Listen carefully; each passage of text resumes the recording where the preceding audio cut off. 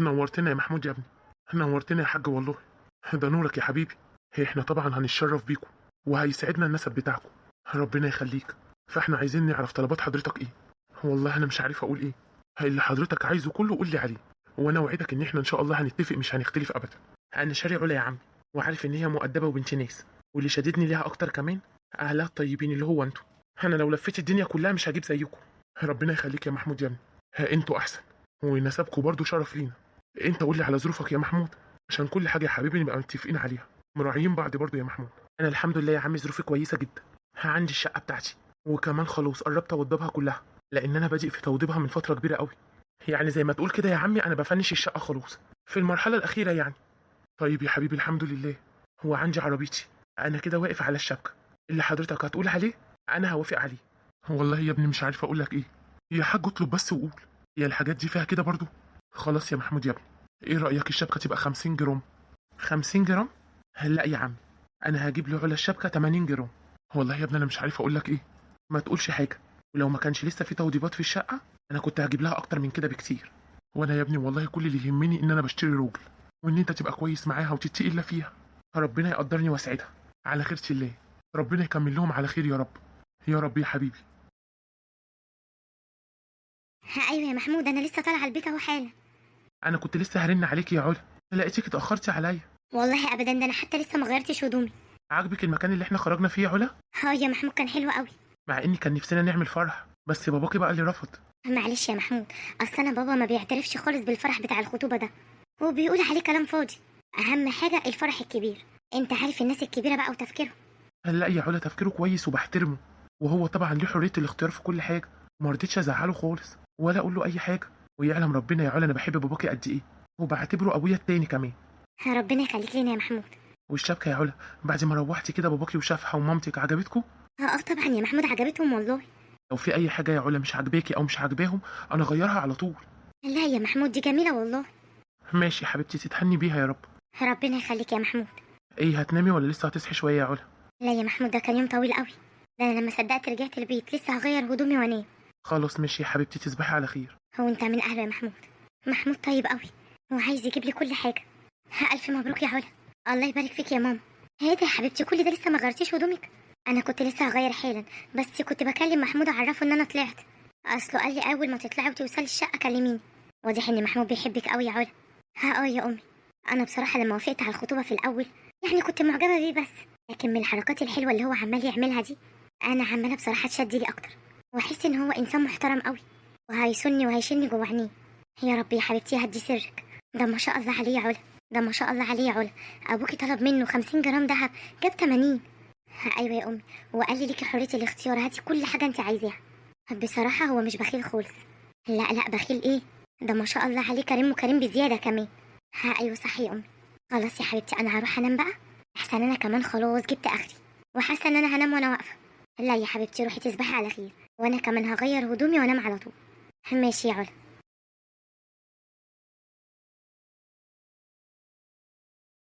على فكره بقى يا ابو محمود، انا مش مستريحه خالص لاهمالك في نفسك ده. انت مهمل في صحتك ليه كده؟ انا مفيش حاجه يا حاجه، انا الحمد لله كويس. كويس ازاي بس؟ انت مش شايف نفسك عامل ازاي؟ انا لازم لما يجي محمود اقول له. ما تقوليلوش حاجه، ليه عايزه تنكدي عليه وخلاص؟ هنكد عليه في ايه؟ انت ابوه. انت عارفه ان محمود بيخاف علينا، ولو عرف ان انا تعبان مش هيسكت، وهيصمم ياخدني يوديني للدكتور. طب وايه يعني؟ احنا لازم نطمن، الالم اللي بيجي لك ده من ايه؟ انا بس اللي تعبني ان انا ما بقدرش دلوقتي اطلع السلم. كل ما بطلع السلم بحس اني مش قادر اخد نفسي، واني كمان نفسي مكتوم. عشان كده انا زعلان قوي على نفسي. السلام عليكم. وعليكم السلام يا محمود يا ابني. ايه ده مالك يا امي؟ انت زعلانه كده ليه؟ ملهاش يا محمود، كانت بتتفرج على التلفزيون، وانت عارف امك قلبها حساس. لا يا محمود، هو بيقولك كلام غلط. طب امال في ايه يا امي؟ قوليلي، عرفيني. ابوك بقاله فتره كبيره تعبان يا محمود. ايه الكلام اللي بتقوليه ده يا امي؟ زي ما بقولك كده يا حبيبي، وكل ما بيطلع السلم ما بيبقاش قادر ياخد نفسه، وانا عماله اتحايل عليه يروح للدكتور ومش راضي. ازاي يعني يا بابا مش راضي؟ انت عارفني يا محمود ما بحبش الدكاتره. لا يا بابا، هي دي فيها حاجه احبها ولا ما احبهاش؟ ومين بيحب يبقى عيان ولا يروح للدكاتره؟ بس احنا مضطرين. امال هنلجأ لمين يا بابا؟ هنلجأ لربنا يا ابني، ونعم بالله. بس ربنا هو اللي خلق الطب والدواء، ولازم نسعى ونروح لاقرب دكتور. النهارده باذن الله انا هحجز لك عند دكتور قلب، ونشوف يا بابا الدنيا فيها ايه. خلاص يا محمود اللي تشوفه. لازم يا بابا، لازم يا حبيبي نطمن عليك. انا هاجي معاكم يا محمود. هلا يا امي خليك انت، انا هاخد بابا واروح، ولما نيجي هحكي لك على كل حاجه.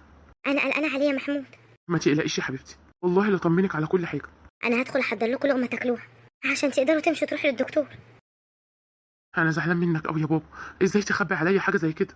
انا شايفك يا ابني مشغول، وكل يوم من الشغل للشقه عمال تحضر حاجتك.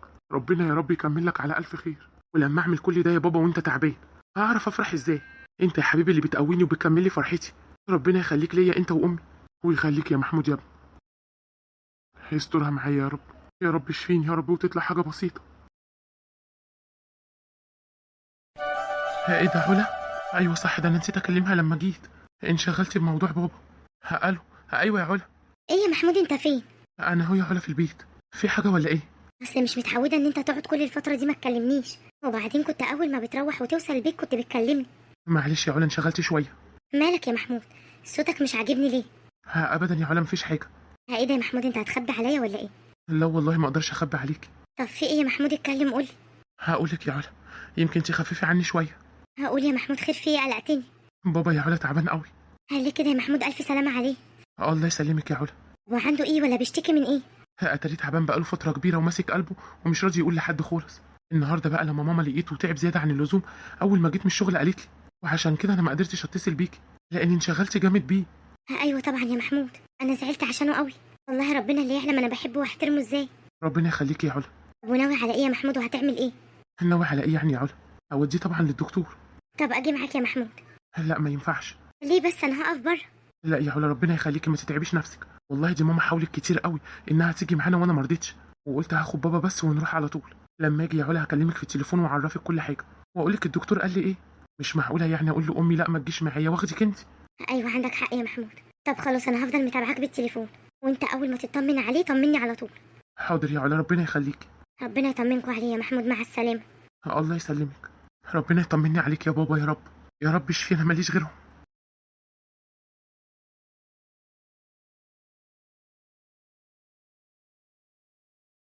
يا رب طمني يا رب. يا رب يجوا دلوقتي. ايه اللي اخرهم قوي كده؟ اتفضل يا بابا على مهلك. طمني يا محمود، انتوا ايه اللي اخركوا كده؟ استني بس يا ماما لما قعد بابا الاول. اتكلم بقى يا محمود، انا قلقانه. ما تقلقيش يا ماما، ان شاء الله كل حاجه هتعدي على خير. يعني الدكتور قالك ايه يا محمود؟ قال ان بابا لازم يعمل عمليه، وعمليه كبيره قوي يا ماما كمان. يا نهار ابيض، ليه يا محمود؟ عنده ايه؟ قعد يعمل في نفسه يا ماما كتير لحد ما حاجات كتير قوي اتسدت عنده في قلبه. ايه يا حاج ده؟ شفت اخرة الاهمال بيوصل لايه؟ بقيت عماله اتحايل عليك. الحمد لله يا حاج، قدر الله ما شاء فعل، واللي مكتوب لنا هنشوفه. طب والعمليه دي هتبقى امتى يا محمود؟ ما تضغطيش على محمود يا حاجه لو سمحتي، لما يجي ميعادها هننفذها ان شاء الله قريب يا ماما. انا هتصرف، ما تشغلش يا ابني نفسك بحاجه. هي بابا اللي انت بتقوله ده، انا لو ما شغلتش نفسي بيك هشغل نفسي بايه؟ ربنا يخليك ليا يا رب. بعد اذنكم، انا مش عايزك تضغطي على محمود. محمود في اللي مكفيه. طب قول لي يا حاج في ايه؟ عرفني، العمليه دي غاليه؟ ايوه يا حاج، هي العمليه تمنها كبير قوي، وانا واثق وعارف ان محمود معهوش المبلغ ده، معاه جزء منه والجزء ده صغير. لا حول ولا قوه الا بالله. وابيع الذهب بتاعي. حتى تمن الذهب برضه مش هيكفي، وبعدين انت ناسيه ان الذهب بتاعك ده انت بتحبيه قد ايه. بحبه يا حاج بس مش اكتر منك. ربنا يخليك لينا. ويخليك يا حاج. ان شاء الله ربنا هيحلها من عنده. يا رب.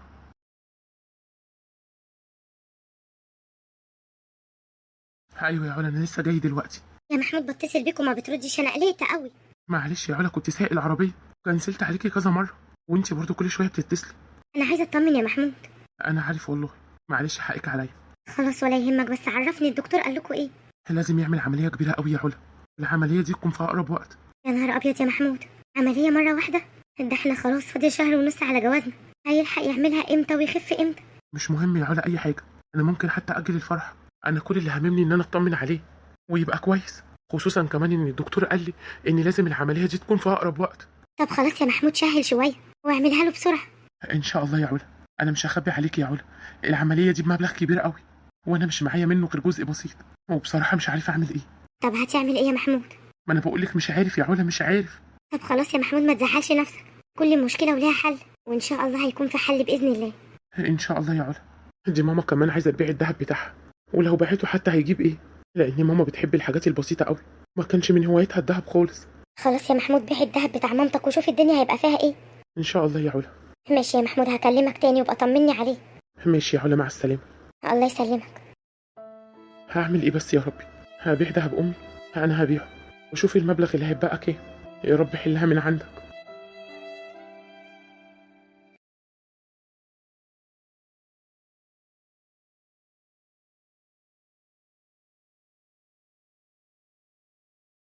ها يا محمود، هنعمل ايه؟ اديني بعت الذهب يا حبيبي، والعمليه فاضل عليها كتير. هنتصرف ازاي يا محمود؟ ابوك تعبان. حاضر يا امي، انا بفكر وان شاء الله هلاقي حل. معلش يا ابني، محملينك فوق طاقتك. هي اللي بتقولي ده يا امي؟ امال لو انا ما شلتش مين هيشيل؟ يا ريتني ما كنت وضبت الشقه. الحاجات اللي كانت فاضله في الشقه خدت كل الفلوس اللي معايا. لا يا ابني، ما تقولش كده. واحنا ايش عرفنا يعني ان كل ده هيحصل؟ وابوك هيتعب جامد قوي كده. خلاص يا امي، ان شاء الله انا هتصرف. خليها على الله. هو نعمه بالله يا ابني. بابا بينده عليك يا ماما. ايوه حبيبي، راح حول اهو. هعمل ايه يا ربي؟ هتصرف ازاي؟ انا لازم الاقي حل. بابا عايز يعمل العمليه في اقرب وقت. ايه ده؟ الفكره دي كانت تايهه عني فين؟ مفيش غير علا، هي اللي اقدر اطلب منها الطلب ده. انا ازاي ما فكرتش في كده؟ الو. ايوه يا علا. ايوه يا محمود، ازيك؟ عامل ايه؟ الحمد لله يا حبيبتي، انا كويس. هو باباك عامل ايه دلوقتي يا محمود؟ تعبان قوي يا علا، تعبان ولازم يعمل العمليه في اقرب وقت. لا حول ولا قوه الا بالله. يا علا، انا دلوقتي محتاج لك. انا جنبك يا محمود ومش هسيبك. انا طالب منك طلب يا علا. طبعا احنا خلاص فاضل لنا شهر واحد على جوازنا، يعني تعتبر باذن الله هتبقي مراتي، ولازم انت اول واحده تقفي جنبي. ماشي يا محمود، عينيا ليك. انا محتاج منك حاجه يا علا. ايه يا محمود؟ انا عايز الشبكه اللي انا جبتها لك، بس مش كل الشبكه. انا عايز ال 30 جرام زياده اللي انا جبتهم لك. ايه اللي انت بتقوله ده يا محمود؟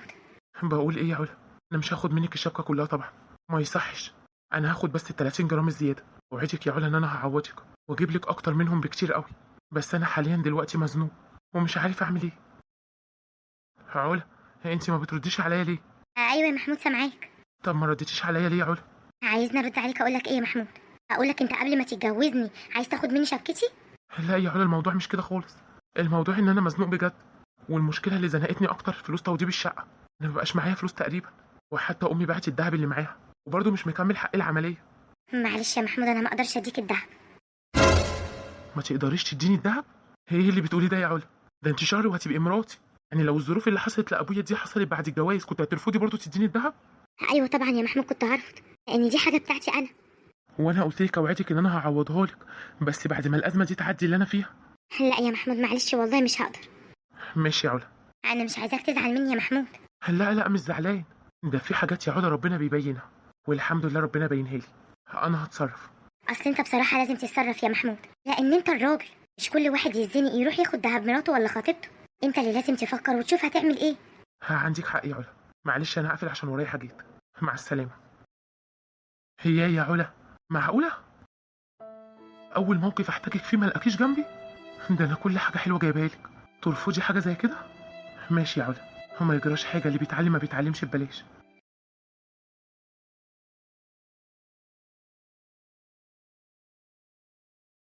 ايوه حاضر. لا انا مش هقبل باقل من السعر اللي انا اتفقت معاك عليه.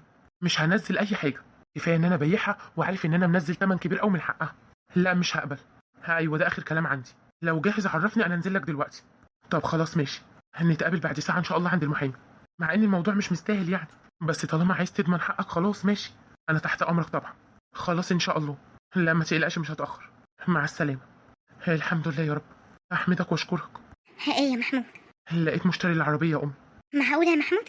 هتبيع العربيه بتاعتك؟ دي نفعك ونفعانا يا ابني. النافع ربنا يا ام، مفيش اي حاجه تغلى على بابا. اهم حاجه يقوم بالف سلامه واشوفه قدامي بخير. ربنا يبارك في صحتك وفي عافيتك يا ابني، ويرزقك من حيث لا تحتسب. امين يا رب العالمين. بعد اذنك يا امي. يا رب. عديها على خير يا رب. ربنا يبارك لك يا محمود ويشفيك يا حاج. ايوه يا علا. في ايه يا محمود؟ انا عماله اتصل بيك بقالي كتير قوي وانت ما بتردش عليا. احنا من ساعه ما اتخطبنا عمرك ما ردتش عليا. ده حتى وانت في الشغل بترد عليا. انا مش فاضي يا علا، عندي ظروف اقوى من اي حاجه. طيب ماشي، ما انا متصل بيك اطمن عليك. لا انا كويس الحمد لله، ما تشيليش همي في حاجه. ما شيلش همك ازاي يا محمود؟ هو انا لو ما شلتش همك هشيل هم مين؟ انت ما كنتش بترد عليا ليه يا محمود؟ كنت قاعد مع ناس يا علا. طب ما تقولي ناس مين؟ لا حول ولا قوه الا بالله. انا بعت العربيه يا علا. ها ايه ده يا محمود؟ معقوله؟ اه طبعا معقوله، مش معقوله ليه؟ انا ما عنديش اغلى من ابويا، وانا في شده والحمد لله ان في حاجه اقدر اعتمد عليها. كنت عارفة وواثقة قوي يا محمود إنك فعلا هتعرف تتصرف. والله يا محمود أنا رفضت إن أنا أبيع الشبكة بتاعتي. عارف ليه؟ عشان دي حاجة كده إحنا شايلينها على جنب للزمن. ما حدش ضامن يا محمود قدام في إيه. لازم نأمن مستقبلنا. مش يمكن نحتاج للذهب ده قدام. نستعجل عليه بقى دلوقتي ونبيعه. ليه يا علا؟ هو انا اللي فيه ده مش شده ولا ايه؟ وايه الشده اللي هتكون اكتر من كده من ابويا وهو تعبان؟ ربنا يطمنا عليه يا محمود. ماشي يا علا، معلش انا هقفل معاكي عشان تعبان وعايز اريح، عشان اتفقت مع الدكتور ان العمليه هتكون بعد بكره ان شاء الله. طب عرفني فين يا محمود عشان هاجي معاك. لا يا علا ما تتعبيش نفسك، كتر خيرك. مع السلامه يا علا. هي يا علا هل لسه بتبرري وتقولي حاجات مش منطقيه؟ يا شيخه حرام عليكي، اتقي الله. اطمن بس على بابا وكل حاجه تهون ان شاء الله.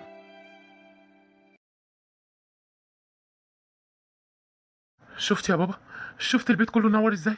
منور بيك يا حبيبي. ربنا يخليك ليا يا محمود ويخليك ليا يا بابا. نورت البيت يا حاج.